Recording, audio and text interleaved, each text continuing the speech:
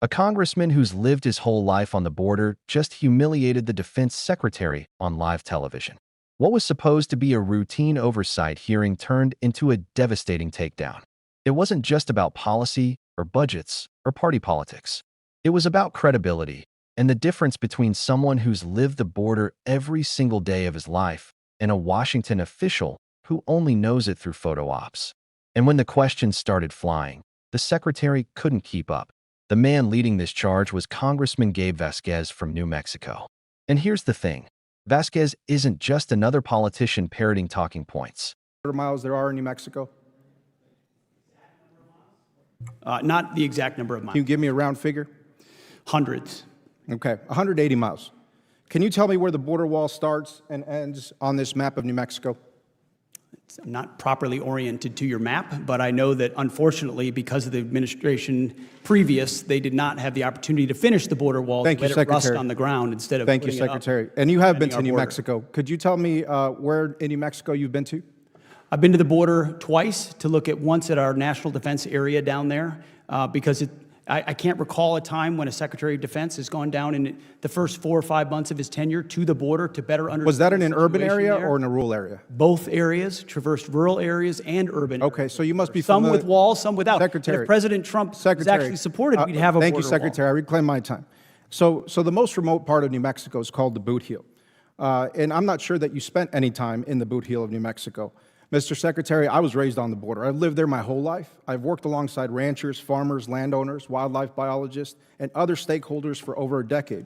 I headed a border security task force in my district before coming to Congress. I've traveled with Border Patrol on ATVs. I've hunted the border on horseback and hiked dozens of miles in the most remote stretches of the border in this region. Now, do you happen to know why there hasn't been a border wall built in the Boot Heel? Well, based on what you just described, you should be a big fan of what our administration is. Well, Secretary, I'm asking why a border wall has not been built.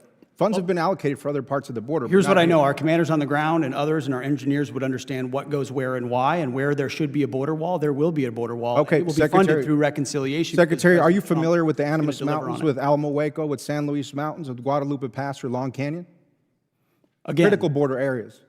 I'm aware that there are gaps in different places where walls are not as effective as other places, and I get that. Thank We're you, applying Secretary. infrastructure I appreciate your answer where it on that. makes the most sense because Thank we're you. going to get 100% operational Thank you, control of the border. Secretary. So you agree then that a border wall doesn't make sense for the entire country? I think we need a border wall across our entire border. Okay, so you should know then why it's almost physically impossible to build a border across the Animas Mountains and the terrain challenges that poses and the billions of dollars. Do you know if there's roads on those mountains currently?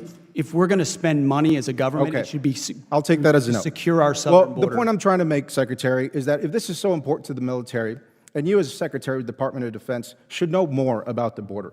Mr. Secretary, I urge you to skip the photo ops next time that you go to a port of entry and spend time on the ground in places like the Diamond A Ranch. I think you should ask the soldiers on the border whether they've been photo op visits or not, because I spent a lot Secretary- of time on the ground Secretary, with are the you- soldiers, getting an understanding of what Secretary, they're I'm facing, gonna what ask they're you a doing, question what that- their capabilities Secretary, are. I reclaim not my for a time. photo op. Thank you. As a Secretary, I Secretary of reclaim my Defense, to time. understand what our Chairman, troops may I do reclaim my and time? why. Gentleman they reclaims do it. his time. Thank you. Secretary, do you know what a tethered aerostat system is? I do. Okay. Well, great. Then you know that this type of surveillance technology is superior to having thousands of troops sitting in trucks looking at an empty desert. I've requested funds for more tethered aerostat systems. We haven't had a response from your department. Are you familiar with ASTs? What's an AST? Well, it's an autonomous surveillance tower. They're equipped with these advanced cameras that have the capability to relay critical information to border agents on the ground. And this type of technology is badly needed on the Boot Heel. And it's a much better expenditure than a border wall is. I've seen that. I've seen those towers in use. Great. Well, these technologies have been described to me by both Border Patrol and CBP as force multipliers, allowing their personnel to focus on law enforcement efforts while leaving this mundane surveillance task to much more efficient and cost-effective technology, a much more efficient way to surveil that part of the border. Now, Mr. Secretary, I have serious concerns with your fundamental lack of knowledge about the U.S.-Mexico border, considering the billions of dollars that DOD is slated to spend on this mission, with little clarity to those of us who live there. I would encourage you to do some homework on my region and learn what will actually make our border more secure and more safe. Thank you, Chairman. I yield back. Gentleman yields back. Chair. He was born and raised in a border district. He's lived the terrain, worked with farmers and ranchers, patrolled with Border Patrol agents, even led a local task force focused on border security. This wasn't theory for him. It was his life, and across from him sat Defense Secretary Pete Hegseth, who had barely set foot in New Mexico. Hegseth came armed with broad answers, political slogans, and the kind of vague assurances that play well in D.C. But Vasquez wasn't interested in D.C. soundbites.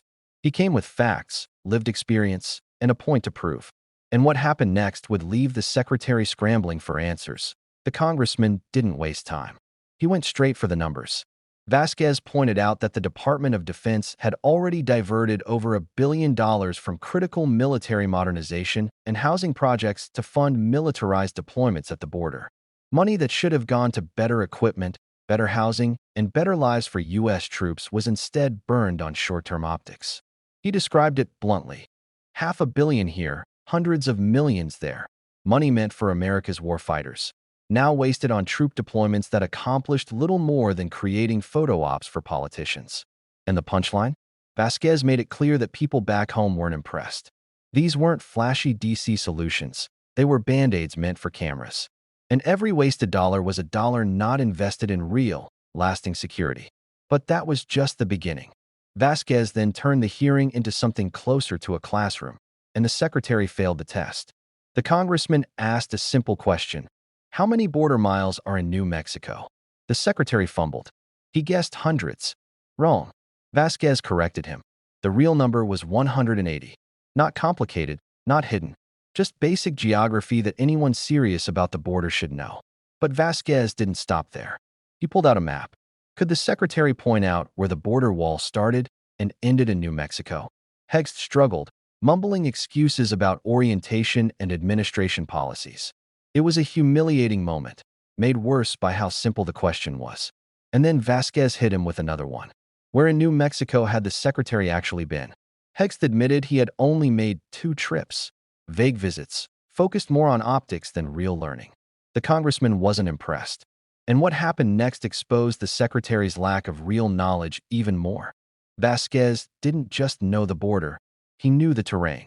He brought up the Bootheel region, one of the most remote stretches of the New Mexico border. He'd lived it, hiked it, hunted it on horseback, and worked with the people who live there every day. And he asked the secretary, why hasn't a border wall been built there? The truth is simple. It's almost physically impossible. The Animas Mountains, the Guadalupe Pass, Long Canyon. These aren't just place names.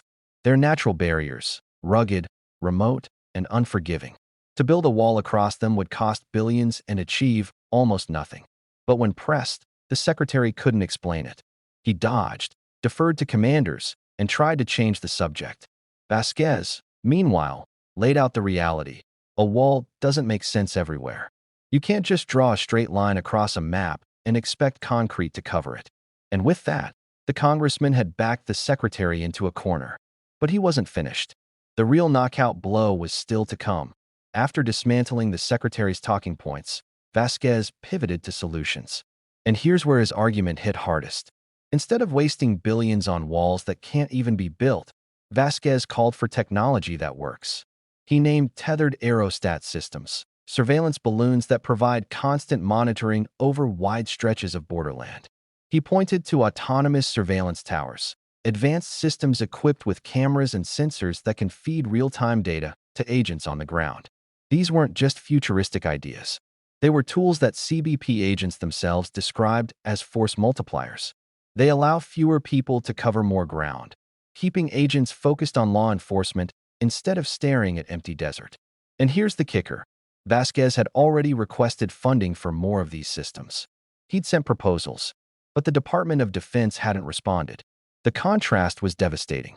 While Vasquez pushed for smarter, cost-effective tools backed by agents on the ground, the secretary and his department were stuck clinging to outdated political symbols. And the congressman made sure everyone watching could see that difference. By the time Vasquez finished, the room was silent. What he exposed wasn't just ignorance. It was a dangerous disconnect. Billions of dollars taken from soldiers' homes and modernization projects weren't making the border safer. They were paying for a show. The secretary couldn't answer basic questions about geography, terrain, or strategy.